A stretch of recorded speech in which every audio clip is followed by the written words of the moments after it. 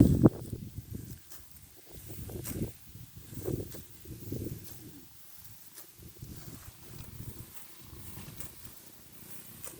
ายดีพ่อแม่พี่น้องเมื่อนี้มาเกี่ยวเขาซอยแม่น้ำเทินเนาะซักแพกมาเกี่ยวเขากับร้านบ่าวกับตัน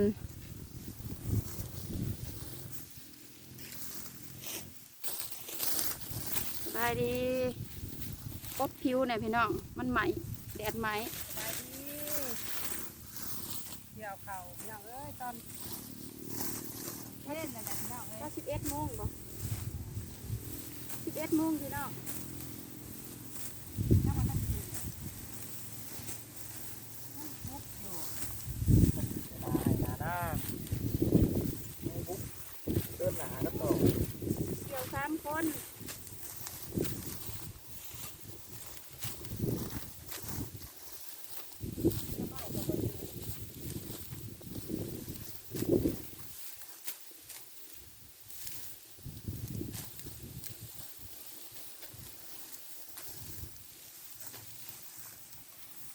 ตู้ถึงยังมีวางอยู่เนาะ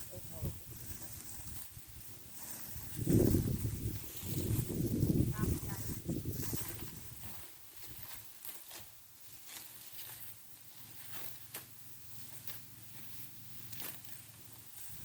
เที่ยว พันจะเป็นยังพันเห็นพอถาวันบ่อยสองคืน3 เดือนเมื่อน่ะพันเห็นกันเลขออกกันเลขออกอีกจังวะออกครบ แม่ถ้าว่าเจ้าว่าที่ออก2024ประจักษ์แล้วออกทีนี้24น้ำเอาตัวมันมาหาบ้านน้ นั่นแหละ ำถ้าแม่นว่าแม่ชื่อถือนะฮะ คือ ชื่อว่าอยากชื่ออยู่พะบ่มีแม่จ้า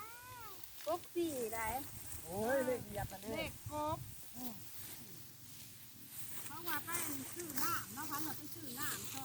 หาประ2,000กระ24อะไรแม่บักใหญ่แล้วเนาะ ยังออกครบ4นะคะ แล้วก็ออก แมงมันพี่น้อง เลขกบ แมงมันจับเมื่อไหร่แม่ใหญ่ แล้ว64หาเอ้ย เห็ดมันออกไปเบิ่งเด้อยัง มันเอาไปกบกันเนาะทำไมน่าตีนะก็คือว่าน้ำ ตรวจมึงดู มันอ ฮะ อกครบ4นะ ตรวจมึงดูมันอะไรประจักษ์ ได้464มันออกครบ4อันนั่งแมงมันเนี่ยเอาง่ายกันเก็บใส่นี่ตัวเดียวเอาแบบ บ้าเอาเนี่ยตัวเดียวก็สิหายนี่ลูก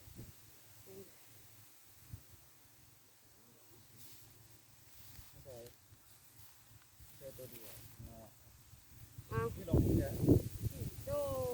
โอ้ยจับให้นี่เป็นซีเมนต์เท่าไรล่ะ 4 5 6 7 8ต้องได้มาใหม่ จับให้นี่เป็นเท่าไรโต แล้วมันออกหน้ามาจากปิดตีนหน่อยอยู่บ่ ปิดเบิดมันดูดออกไปเบิด ทงมันแบนมันจ้ะ มันหมุนเข้ามาดิมันหมุนเข้านี่จะหาก็เป็นที่ ออกก็ มันตันอยู่บ่ออกเนาะ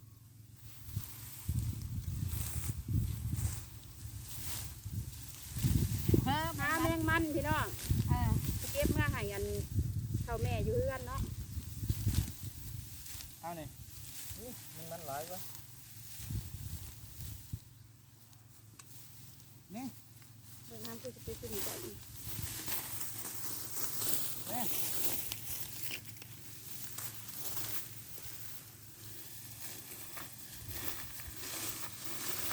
2 ตัวเลยแมงมันแซ่บขนาดได้ในเมนูมื้อนี้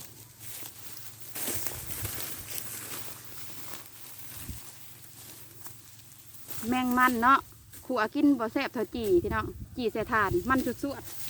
มบ่หอม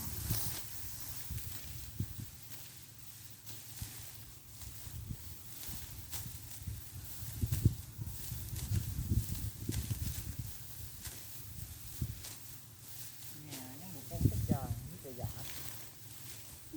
ความอยากอะไรของข้านี่ ตายนอนเอาไปนอนอยู่ในเรือนนอนขอบหน้าห้างเอาหาไป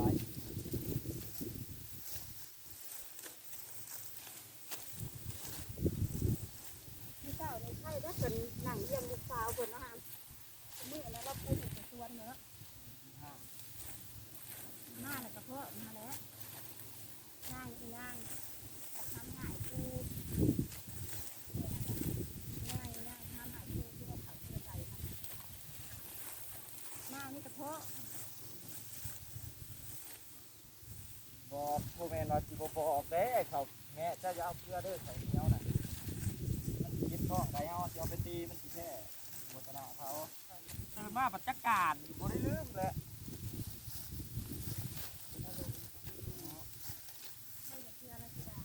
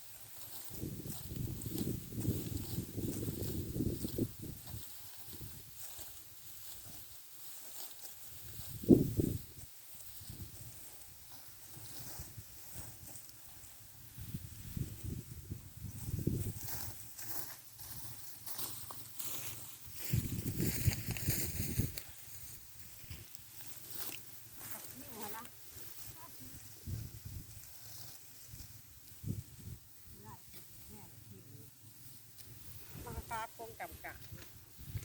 เขาเนาะพี่น้องซุกอยู่สิเบิดถงเลยช่วงนี้มันเป็นฤดูเขาซุกถงนาเพิ่นคนร้ายเนาะเพิ่นจ้าง โอ้ยอย่ามากาคงแบบเป็นอย่างอื่นทำอย่างอื่นกับข้าอันคงอย่างอื่นกับข้างำงาโอ้ยเรื่องอะไรเนี่ยติ้วนะ ทางนาเพิ่นคนร้ายเนาะเพิ่นจ้างคนเอานะถงนาแม่บู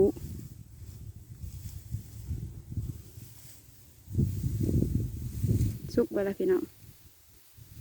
หน้าออกแม่ม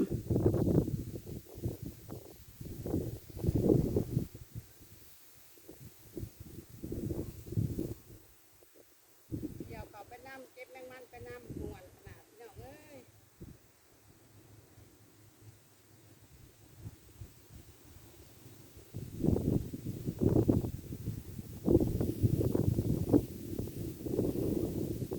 ลมพี่น้องข้าแม่นบ่ลมนี่ขึ้นแล้วมันฮ้อนแดดแห้ง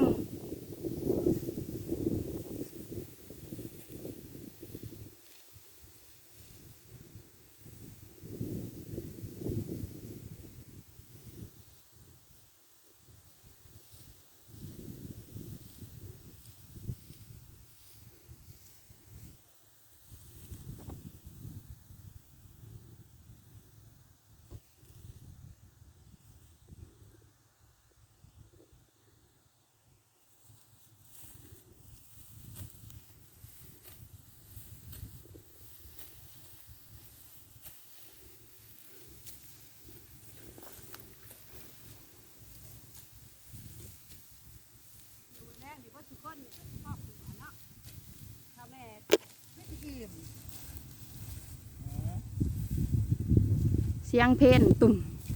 ตุ่ม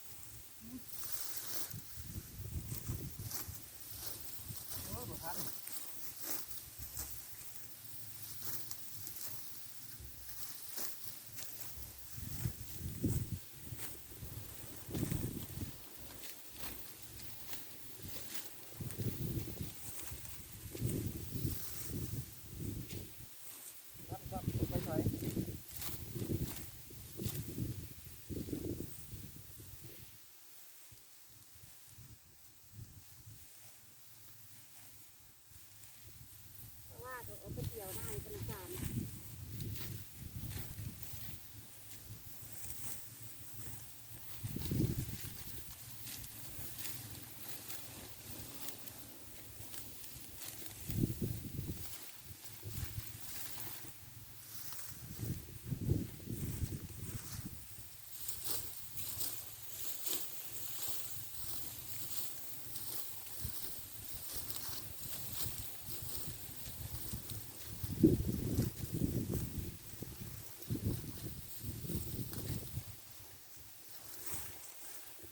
เกี่ยวข้าวก็ใกล้สิขึ้นแล้วพี่น้องเอ้ยมันเทนเลยเทนแล้วก็ซี่ลอยๆในเมื่อยในแล้วมันฮ้อน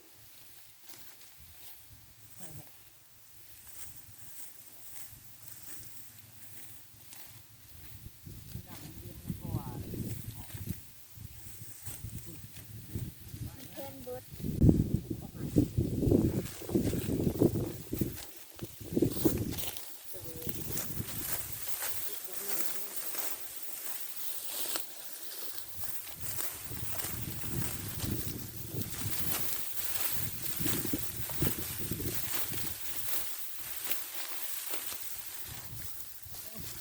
จะข้าววันบุราณเนาะข้าวพอข้าวแม่พี่น้อง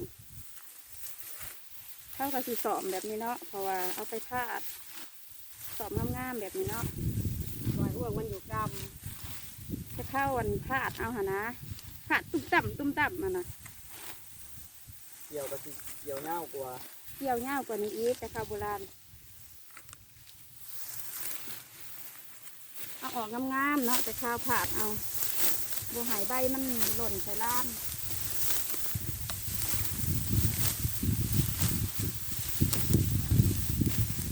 แต่ปัจจุบันนี่เกี่ยวเลยฟงเลยพี่น้องไม่ต้องสอมเพราะว่ามันมีรถปั่นเขาฟงเลย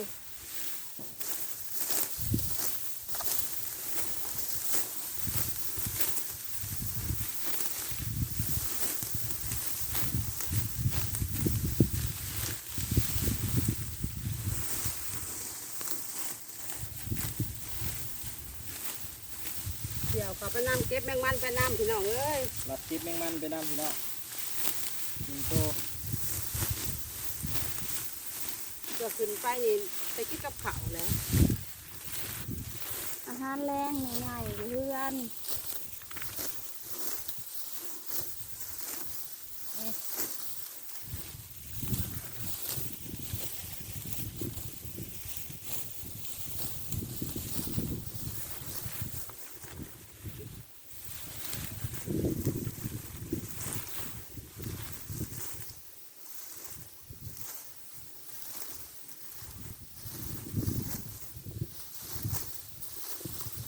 จะตัวอะไร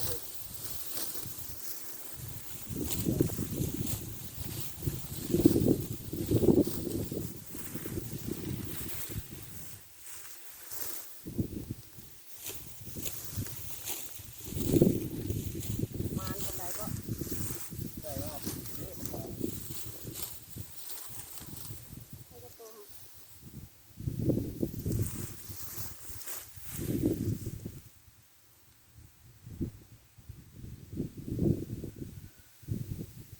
แมงมันนี่ย่ามเกี่ยวเขาหลายๆจักมาแต่ใส่ เป็นธรรมชาติตรงนั้นเนาะ มันเกิดมาเองพี่น้องมันเป็นสัตว์ฤดูของมันเป็นธรรมชาติของมันย่ามดำหน้าน่ะบ่ค่อยลายเห็นดำโต เจ้าปลากล้วย แซมกินกับบ่แซ่บยำหน้าน่ะยำนี่แหละแซ่บพี่น้องมันลายอีก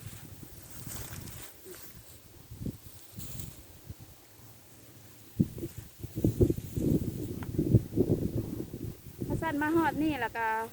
ถ้าแพงเองก็ขอปิดคลิปเพียงเท่านี้เนาะพี่น้องสบายดี เป็นนาทีเลย สบายดีป้าด สบายดี ำนายกัปตันก็สบายดี นั่งก่อนกินน้ำพี่น้องเอ้ย โอ้ยเหนื่อยแห้งเว้าสบาย ขอ ดี ปิดคลิปเพียงเท่านี้อย่าลืมกดแชร์กดติดตามกดซับสไครต์ให้หน่อยเด้อพี่น้องเป็นกำลังใจให้หน่อยเด้อสบายดี ตอนเพลนพี่น้องเอ้ยเกี่ยวมาเลยแต่เสาร์ กำลังสิขึ้นแหละพี่น้องขึ้นหากินข้าว เ